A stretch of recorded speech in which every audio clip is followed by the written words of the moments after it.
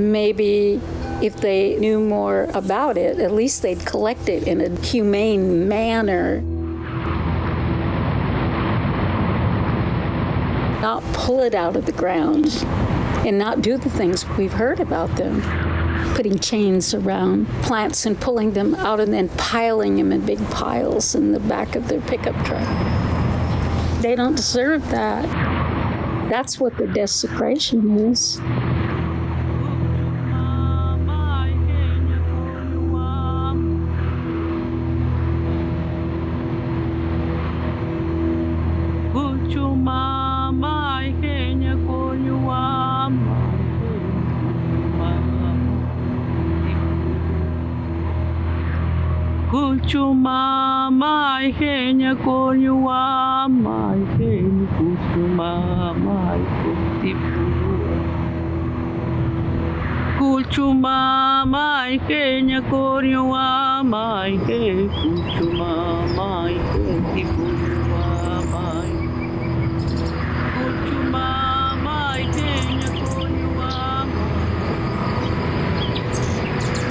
How was I first introduced to this plant?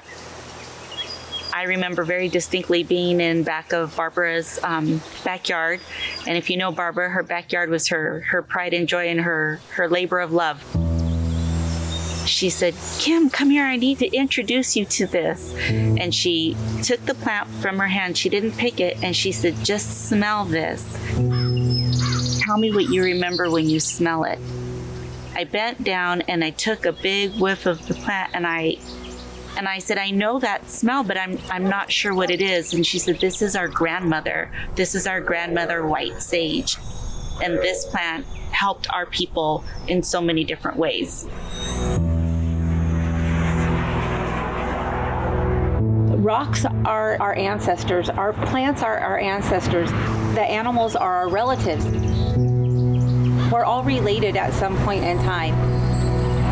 I think that especially when we go to the sage stand, going there, it's a very humbling experience because I know that my ancestors were there doing the same thing that I'm doing.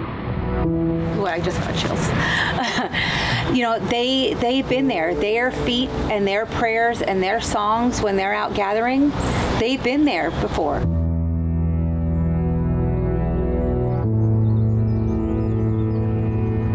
We have a word for tree. We have a word for the earth.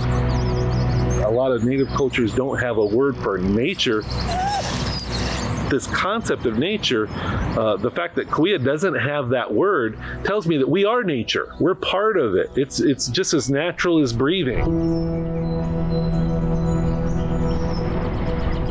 Our creation stories tell us that our plants are the first people, and that Tamayawa created them first. When people start thinking about plants as their relatives and as their ancestors, they themselves begin to heal. They begin to walk in a better way and be more in balance with the earth and with others. My journey is knowing that they've been here for thousands of generations. They're what enabled my people to survive on the landscape. White sage became a plant that I started using because of its medicinal value, because of its antibacterial properties, its antiseptic properties, its antifungal properties.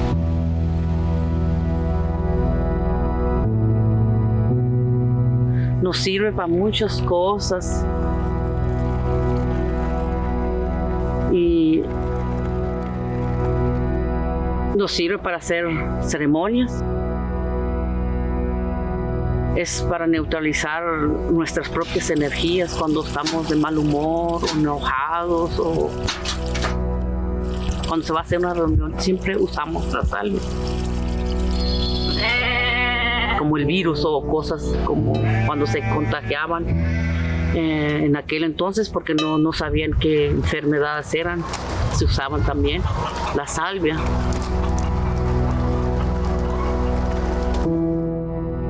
When we're we're taking care of these medicines, we're also caring for ourselves, our families, and our community. We can't forget that when we're out there gathering.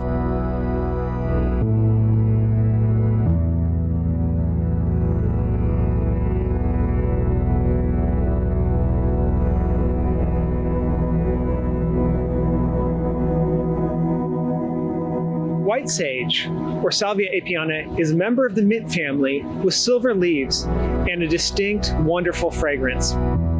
It is found from about San Luis Obispo County in the north down to Baja, California, Mexico, where it shares its range with some of the most densely populated and urbanized places in the United States. White sage has been very much reduced due to urban development. You could just look at a satellite imagery map and see what was once habitat. It was ecosystems, it was native plants. It really has a lot of obstacles now. In order for it to migrate, it might have to surpass huge swaths of development and houses to get to more suitable habitat. I moved to California about 16 years ago to go to graduate school at UC Riverside, and that's when I first met white sage, and I think like a lot of people fell in love with it instantly. It has a really fantastic smell, so you can interact with it by touching it and smelling it, and it's a real hub for floral visitors. Birds and bees visiting it, eating seeds, pollinating flowers. Even though white sage isn't classified as a rare plant, the rate at which people can collect it is pretty alarming. And I think in some ways, it's easier for that collecting to go under the radar because it isn't highlighted as something that is specifically rare or endangered.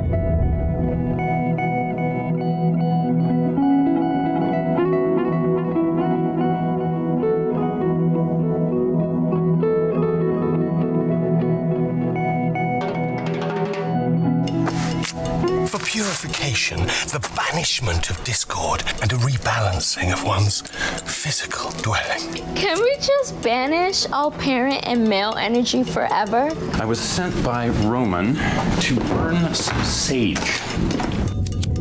We all recognize it when we see it. Cultural appropriation. I think various cultural traditions are taken. And I think that's the key word, taken. Taken, but there's nothing given back. But unless you're in the right mindset, it's like you're looking for healing outside of yourself. You're looking for some substance to add to your healing. When I see people at stores that have sage, it really infuriates me because they have missed the whole concept. They don't understand the spiritual connection that Native people in Southern California have with the plant white sage. So on a personal level, I've come across people, like say at the farmer's market or obviously in certain stores, they're selling these bundles of white sage. And I'll ask them, well, where is this being harvested from? A lot of times people might not even know where it comes from.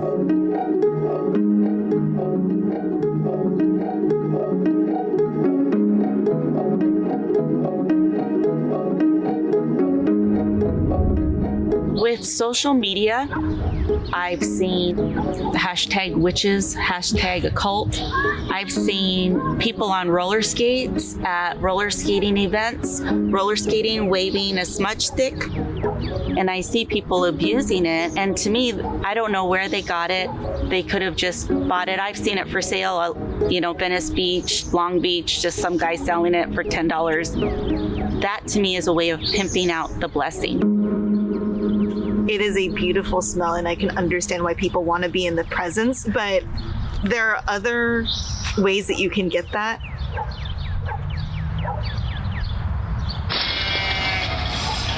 Nadie puede usar nuestras ceremonias, porque nuestras ceremonias son únicas y auténticas y propias. Nadie puede imitar o tomar nuestras ceremonias. I think the cultural appropriation comes from the miseducation that begins in our school systems and just the lack of truth-telling about our history. and the erasure of our people. And I don't think people mean to appropriate, but that is a result of the miseducation.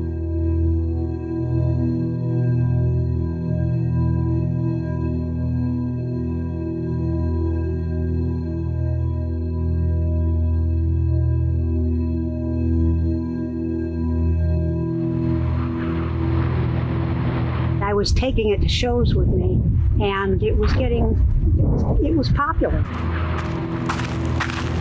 I mean, everybody was liking sage anyway, so I was able to sell it. But I could see that, first, I didn't really have enough time to go out to harvest. And the second thing is that I could see we were going to run out of it. Then in '99, we bought this property.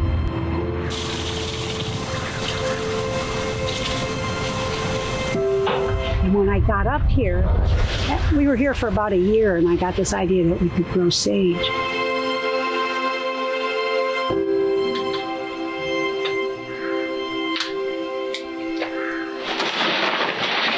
When I make a sage stick, some leaves flake off. And I collect the leaves that flake off, and that's what I use to cook the oil.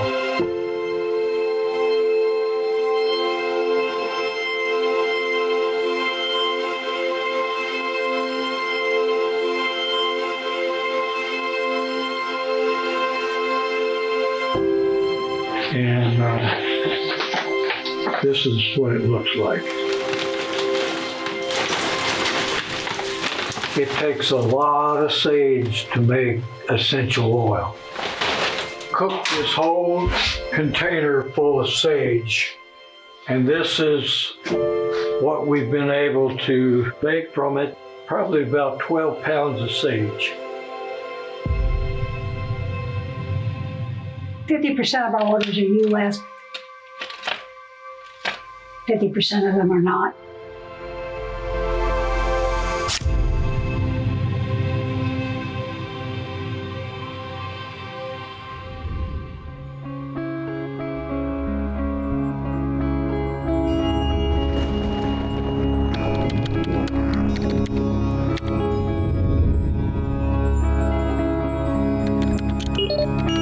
It's not just Americans anymore. It's becoming increasingly harvested in large quantities for commerce in other parts of the world in ways that it wasn't even a few decades ago.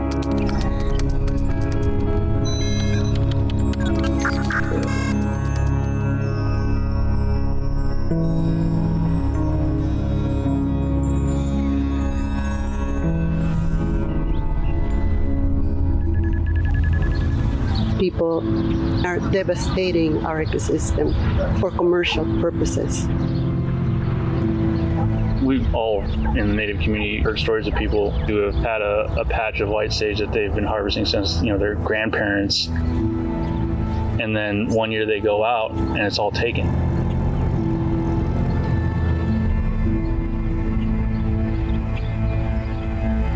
Últimamente, nuestra comunidad indígena cuenta con 11.500 hectáreas. Entonces tenemos mucha salvia así en unas partes.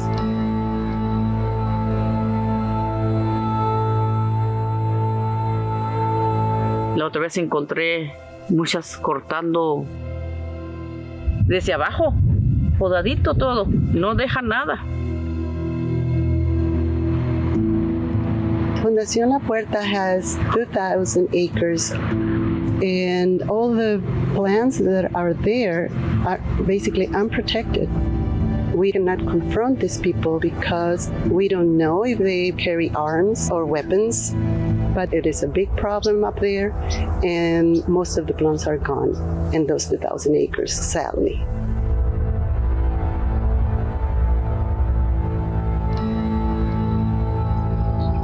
My mother used to come out here all the time. She would, this is one of her places where we get refocused.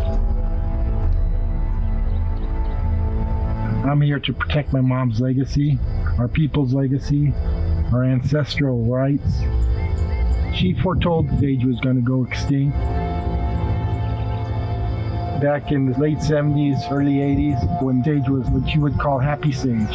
You find sage was on stalks 5 to 6 feet high, and now you're lucky if you find one maybe 2 feet.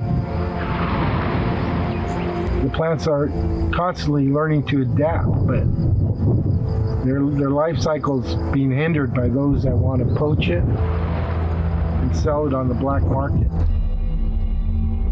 I've confiscated the sage from the poachers and filled up my pickup truck. The poachers would utilize duffel sacks because they were able to put more of the confiscated sage in it and hike it out on their back just like a backpack.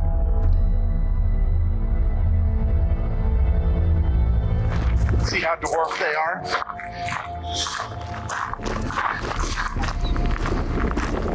It lays down rather than getting really tall, because you can see some of that. It's a little taller and it had a lot of seed bloom last year.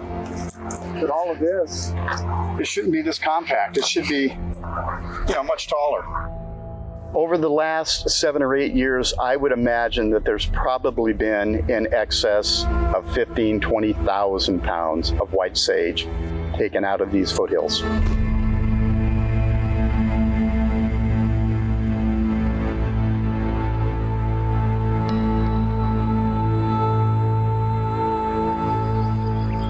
Is it really worth doing something that has a bad effect on other people and other living things just so you can have a smudge stick?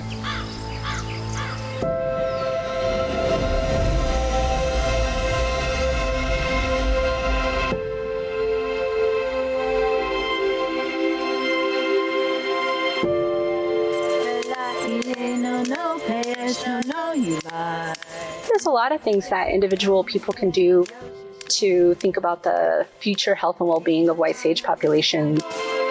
Grow them at home. When you put plants where they're from, they do really well. The whole purpose of growing white sage in my house is so that I do build that relationship with it. I water it, I take care of it, I coppice it. Since I planted it, it has just given me an abundance of sage. And it reminds me every day of my grandmother, because when you change the way you think and you see them as relatives, you wouldn't go pull your grandmother out by the roots.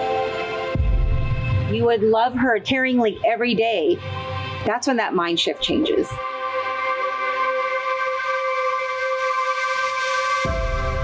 Be attentive, and if you're seeing degradation in the landscape or poaching, you should definitely feel empowered to report that to local land managers. There should be a program where they can learn how to grow if they want to commercialize this. This is a plant that needs special protection.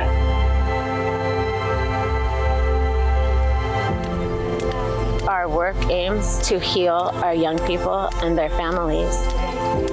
The way that we achieve this healing is by connecting ourselves to our first people.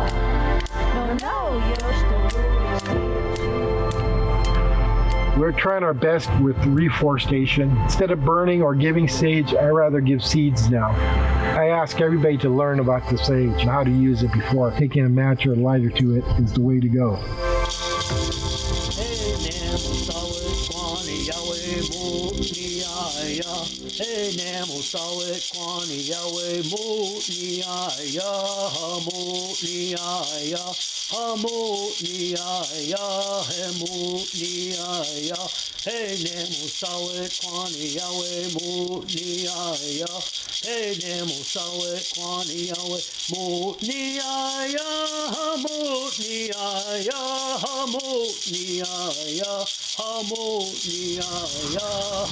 Indigenous people, human beings, are a keystone species, and whatever actions we decide to take or not take have an incredible amount of impact on the land.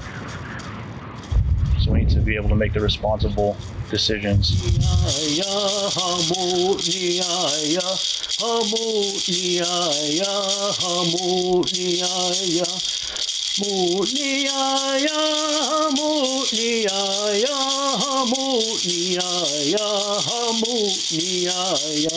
Hey namo sawe kwani yawe mu ni ya. Hey namo sawe kwani yawe mu ni ya hamu ni ya hamu.